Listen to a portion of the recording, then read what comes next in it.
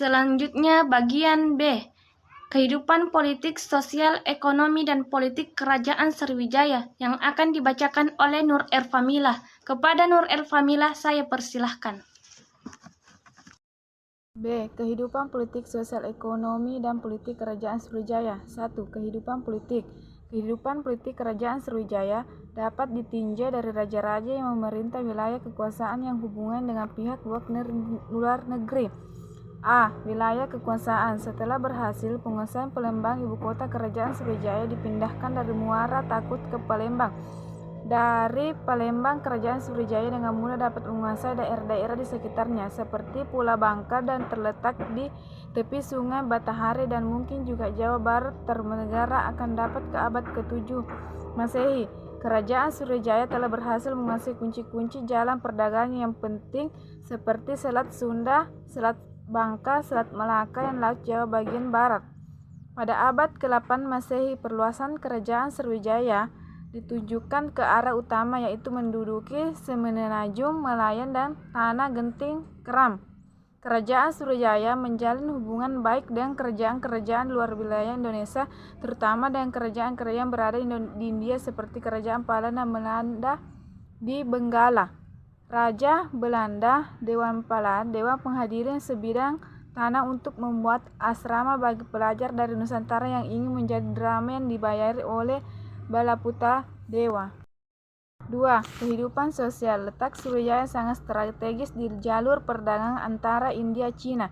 Di samping itu juga berhasil menguasai Selat Malaka, merupakan urut dari nadi perdagangan di Asia Tenggara, menjadikan Sriwijaya berhasil menguasai perdagangan nasional dan internasional. Penguasaan Sriwijaya atas Selat Malaka mempunyai arti penting terhadap perkembangan Sriwijaya sebagai negara maritim. B.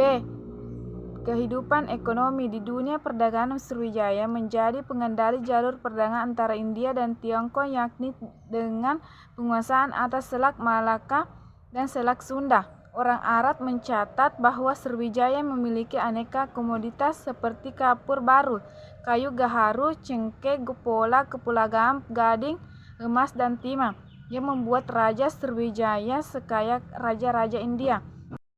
Karena alasan itulah Sriwijaya harus terus menjaga dominasi perdagangan dengan selalu mengawasi dan jika perlu memerangi pelabuhan pesaing di negara jaranya. Kepulauan dan menjaga monopoli perdagangan inilah yang mendorong Sriwijaya menggelar ekspedisi militer untuk menaklukkan bandar pelabuhan pesaing di kawasan sekitarnya dan menyerap mereka ke dalam melanda Sriwijaya.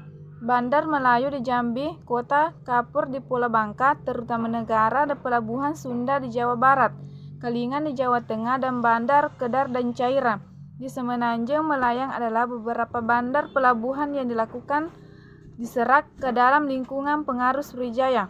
Kerajaan Bahari Sriwijaya terekam di relief Borobudur, yaitu menggambarkan kapal Borobudur, kapal kayu bercandi ganda dan bertiang layar yang melayari lautan Nusantara sekitar abad ke-8 Masehi.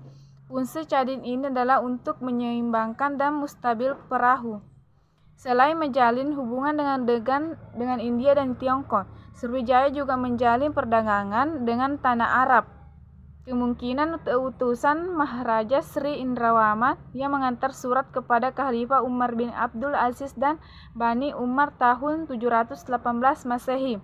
Kehidupan agama. Sebagai pusat pengajian Buddha, Sriwijaya menarik banyak pesisir dan sarjana di negara Asia, antara lain pendeta di Tiongkok asing yang melakukan kunjungan Sumatera dalam perjalanan studinya di Universitas Belanda India pada tahun 671 dan 695 Masehi, melaporkan bahwa Sriwijaya menjadi rumah bagi sarjana Buddha sehingga menjadi pusat pembelajaran agama Buddha. Selain berita di atas, terdapat berita yang dibawa oleh Tesi dinyatakan bahwa terdapat 100 orang pendeta yang belajar agama Buddha pada Sakita, seorang pendeta terkenal Sriwijaya. Kerajaan Sriwijaya banyak dipengaruhi Buddha India, pertama oleh Buddha Hindu, kemudian diikuti pula oleh agama Buddha.